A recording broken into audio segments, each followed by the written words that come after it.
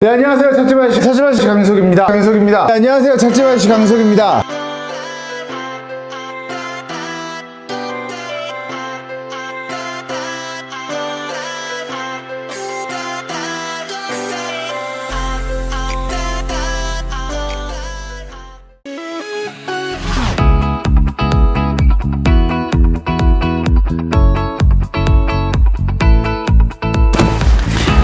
오우, 그래.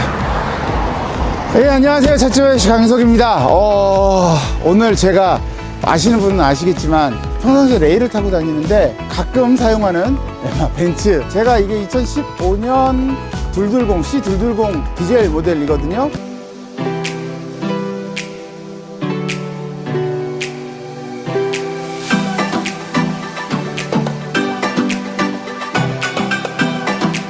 근데 경고등이 자꾸 떴어요. 경고등 뜬 지는 꽤 오래됐거든요. 이게 뜨다가 말다가 해서 사실 제가 주로 거래하는 정비소도 가보고 저희 그 매매 단지 안에 정비소도 가보고 그리고 벤츠 AS 센터까지 가봤습니다. 근데 이야기하고 진단하는 것들이 겹치는 것도 있고 다른 것도 있고 뭐 그래가지고 저도 사실은 이게 뭐가 문제인지 어떻게 해야 될지에 판단이 안 서서, 그래서 요번에 또 새로운 곳을 한번 와서 여기서는 뭔가 딱 답이 나와갖고 해결이 될지 어떨지 한번 좀 확인을 해보러 진짜 리얼로 그렇게 왔습니다. 여기는 뭐 제가 자주 왔던 곳이어서 어딘지는 말씀 안 드려도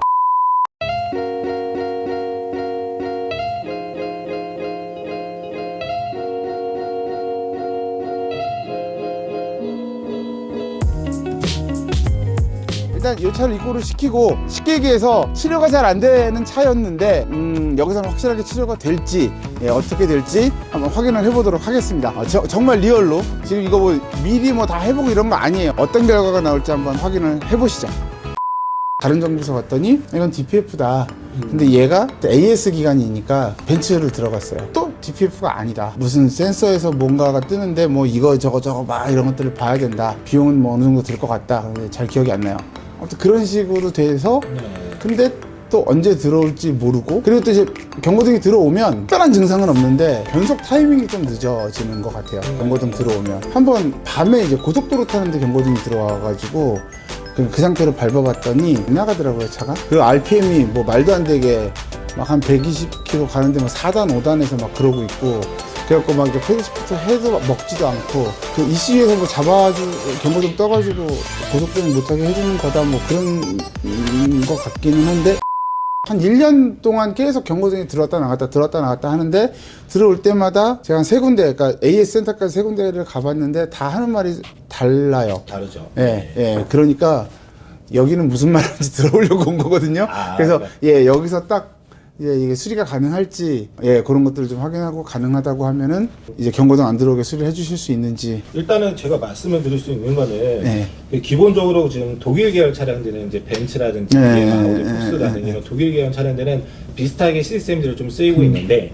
요즘 이제 환경에 입각을 해서 심해지다 보니까 디젤 차량 DPF라는 게 환원 장치가 들어가는데, DPF에서 환원할 수 있는 효율적인 그 기간과 여러 가지 사항들을 측정하고 모니터하고 약간의 프롬사인데 차이가 있어요. 근데 일단 기본적으로 컴퓨터를 믿어야 되기 때문에, 컴퓨터에서 인지해서 알려져서 점등이 딱 없어졌다는 이유는 센싱을 하기 때문에 알려줄 수도 있어요. 주된 거는 모를 수 있는데, 만약에 센싱 해주는 역할 부분이 문제가 있다고 하면 점등을 시켜주다 말다 하는 거는 오락가락 할 수도 있어요. 근데 일단 믿어야 되는 과정이 되기 때문에, 제가 믿어야 되는 과정을 여러 가지 사례를 봤을 때는 DPF의 자체 효율이 저하가 되면 전과 후에 측정하는 센서라든지 압력을 측정하는 센서라든지 이런 것들이 모니터링을 해줘야 되는데, 모니터링 하는 부분은 정상적이라고 하면 얘가 워닝을 알려주는데, 또 효율이 좀 시간이 지나면 정확하게 또 나오게 되면 또 사라져버리는 또 형상이 돼요. 또 왔다 갔다 할 수 있는 거죠. 물론 센서가 문제점이 생겨도 왔다 갔다 할 수가 있습니다. 근데 보게 되면은 DPF 자체적으로 문제점이 발생돼 효율이 떨어지게 되면 키로수에 관한, 그러니까 즉 한 8만, 10만 대략적으로 요 정도 표준에서는 화학적 그림이 이물질이라는 그림이 많이 있기 때문에 한번 태워줘야 되는데, 주행하다 태우기는 좀 어렵기 때문에 약품을 해서 태워주는 현상들이 있어요. 요즘도 BM도 그런 걸 투입을 하려고 하는데 한 번 정도는 가능해요. 왜냐면 효율성을 볼 수 있기 때문에. 근데 두세 번 들어갈 수는 없는 부분이 뭐냐면 효율이 아예 저하되기 때문에 할 수가 없어요. 그래서 제가 봤을 때는 이제 간다고 하면 DPF 클린을 한번 해보십시오 하고 또 얘기를 해드릴 수 있는 사정도 되지만 제가 또 여러 가지로 가져갔을 때는 우선순위 DPF 클린, 두 번째는 센서 이상 유무이기 때문에 센서를 교환하셔라. 또 세 번째는 DPF 쪽으로 교환을 봐야 되는데 단가 부분에 대해서는 모든 게 좀 비싼데 그래도 저렴하게 먼저 해볼 수 있는 거는 1차적인 거는 클리닝. DPF는 후변에 나와 있는 거기 때문에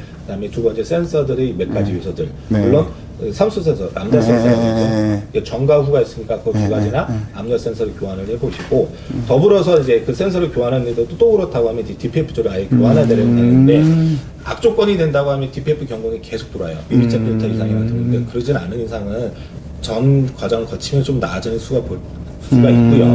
네, 물론 근데 센서를 교환하게 되면은 DPF 통에 껴져 있는 부분이기 때문에 이게 좀 고열을 온도가 많이 높아요. 300도, 500도 올라가기 때문에 결합되어 있는 부분이 이게 쪄든다 그래서 소결 정도 된 거 좀 붙어버리면 뜯을 수가 없어요. 그러면 DPF를 교환해야 되는 상황들이 되기 때문에 보통 DPF 교환 이제 시점이 되는 거라면은 센서랑 같이 교환을 하십시오가 안내를 좀 드리고 있는 상황들이에요. 큰 포션은 나와 있는 그런 내용도 볼 수가 있고, 단 플러스 알파라는 내용들이 있는데 그거는 뭐냐면 컴퓨터 자체적으로 문제 생기는 경우가 있어요. 즉 그 컴퓨터 ECU, 엔진 ECU 같은 부분에 문제가 있다고 하면 그런 결론이 나올 수도 있기 때문에 뭐 여러 가지 사례는 볼 수 있지만 당장의 진단을 지금 했을 때 고장 메모리 퀄리티를 좀 봐야 되고 거기에 대한 플랜을 진행해서 데이터를 말씀을 좀 드려야 될 것 같아요. 그래 주시죠. 그럼 좀 확인을 해서 알려주세요. 네, 그럼 점검하고 말씀을 드리도록 할게요. 알겠습니다. 네.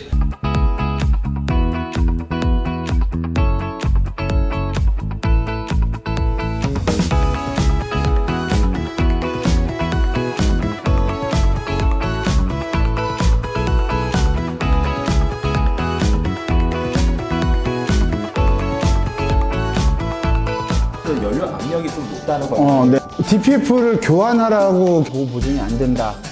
무상 수리가 안 된다. 진단기 좀 물려주세요라고 했는데 내일 오세요 하더라고. 차 맡겨주고.